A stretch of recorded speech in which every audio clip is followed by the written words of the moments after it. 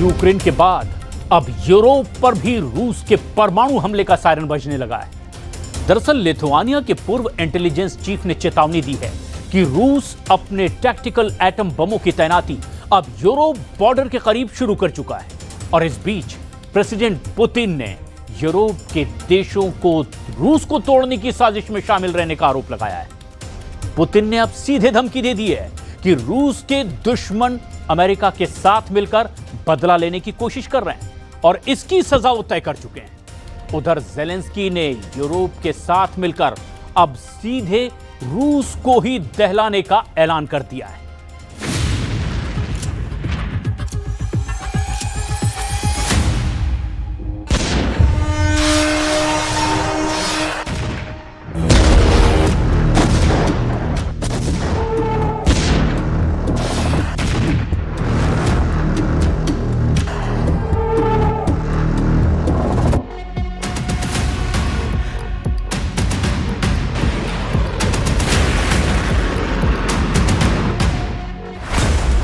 Zelensky पर लुटाएगा करोड़ों dollar.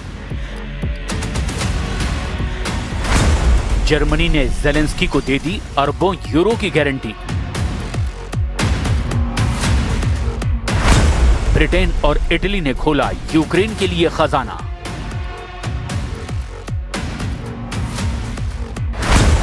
रूस की दौलत से युद्ध जीतेंगे Zelensky.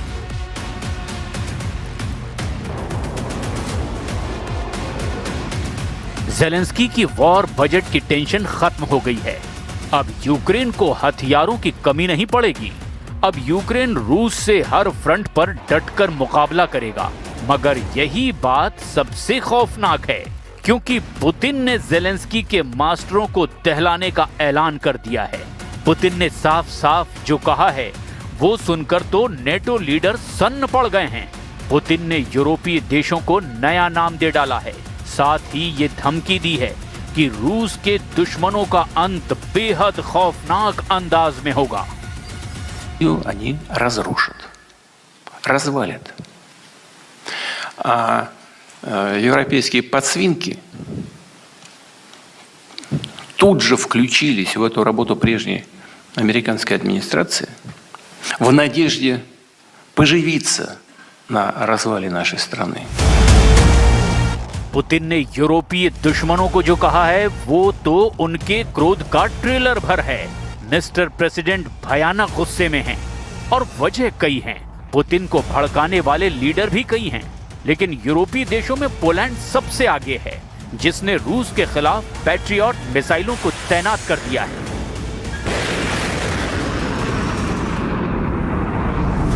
Poland integrated battle command system के साथ इंटीग्रेटेड पैट्रियट एयर और मिसाइल डिफेंस सिस्टम को यूक्रेन बॉर्डर पर तैनात कर चुका है। पोलैंड का पैट्रियट सिस्टम नेटो फोर्सेस की तरफ से पुतिन के लिए नया चैलेंज माना जा रहा है। पोलैंड ने मार्च 2025 में ही अमेरिका से पैट्रियट के लिए लॉजिस्टिकल सपोर्ट, टेक्निकल सपोर्ट और ट्रेनिंग के लिए $2 बिलियन का समझौता किया था।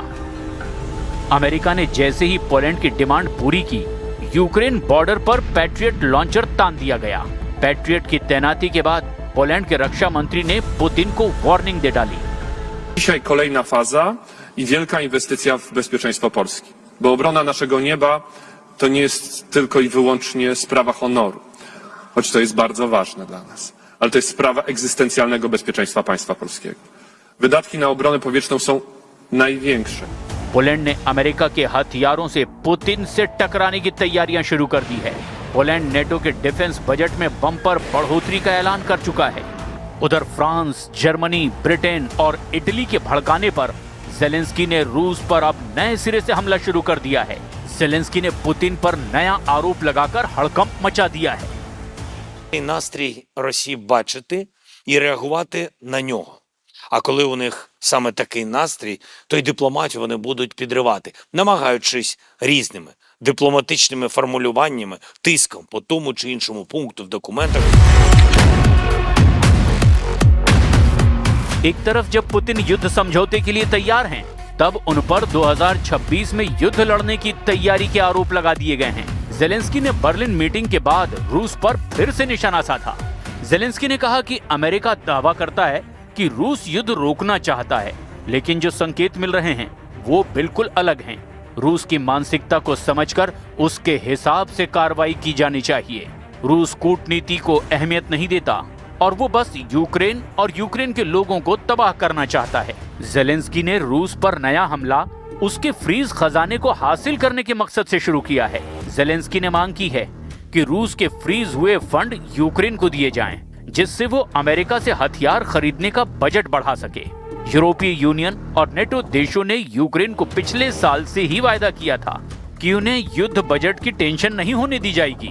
हालांकि दिसंबर 2025 आते आते यूक्रेन की हालत बहुत ज्यादा खराब हो चुकी है। ज़ेलेंस्की बार बार वॉर बजट का दुखड़ा रोने लगे हैं, क्योंकि ज़ेलेंस्की जानते हैं कि पुतिन का 300 अरब डॉलर का खजाना फ्रीज करके रखा गया है। रूस के केंद्रीय बैंक और सरकारी रिजर्व का करीब 300 अरब डॉलर फ्रीज कर दिया गया है। यूरोपियन यूनियन ने लगभग 210 अरब यूरो पर अपना ताला जड़ रखा है। जापान, कनाडा, ऑस्ट्रेलिया और स्विट्जरलैंड जैसे G7 देशों के कंट्रोल में अब रूस का अरबों डॉलर है।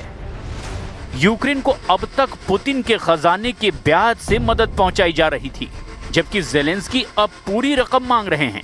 ज़ेलेंस्की की मांग का समर्थन यूरोपियन कमीशन की president Ursula von der Leyen ने भी किया है। पोलैंड के पीएम डोनाल्ड टस्क ने यहां तक कह दिया कि अगर आज यूक्रेन की पैसों से मदद नहीं की गई तो कल यूरोप में खून बहना तय है।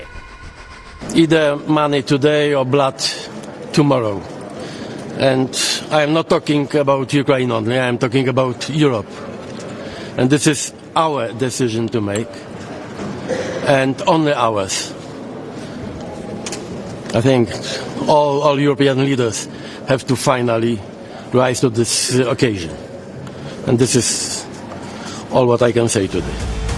यूरोप के देश जहां पुतिन को घेरने के फुल प्रूफ प्लान पर आगे बढ़ते जा रहे हैं, वहीं नेटो देश तुर्की ने रूस को झटका दे दिया है। तुर्की ने रूस से खरीदे गए S-400 एयर डिफेंस सिस्टम को वापस करने की कोशिशें शुरू कर दी है। रूस के डिफेंस सिस्टम को लौटा करके एर्दोआन ट्रंप से F-35 जंगी जेट की डील फाइनल करना चाहते हैं।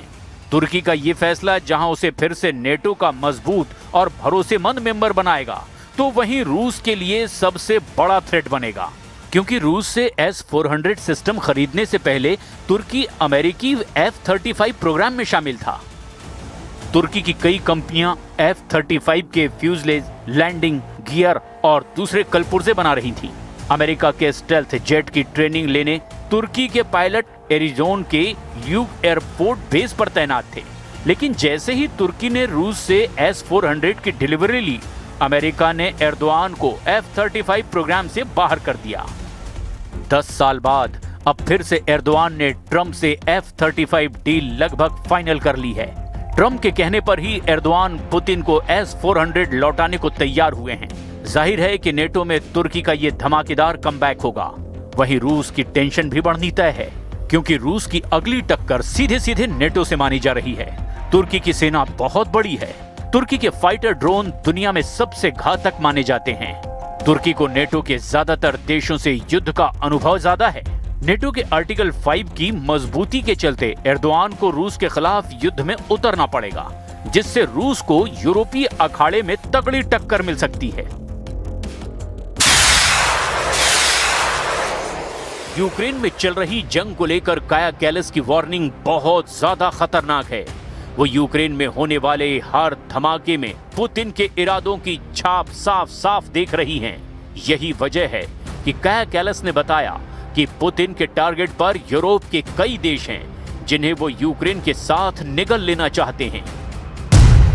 पुतिन के टारगेट पर इस वक्त यूरोप के 4 बड़े देश हैं, जो लगातार ज़ेलेंस्की की मदद कर रहे हैं। इनमें पोलैंड है, इनमें जर्मनी है, इनमें फ्रांस है और इनमें ब्रिटेन भी है। What we have to keep in mind is that why countries want to be in NATO is because they don't want Russia to invade them, to attack them, and that's why Sweden and Finland joined NATO. That's why the Baltic states joined NATO to have this defense umbrella. Germany के विदेश मंत्री ने 25 नवंबर को दावा किया था कि रूस अगले 4 साल में किसी नेटो देश पर हमला कर सकता है, लेकिन पुतिन के इरादे देखकर लगता है कि रूस शायद इतना लंबा इंतजार ना करे।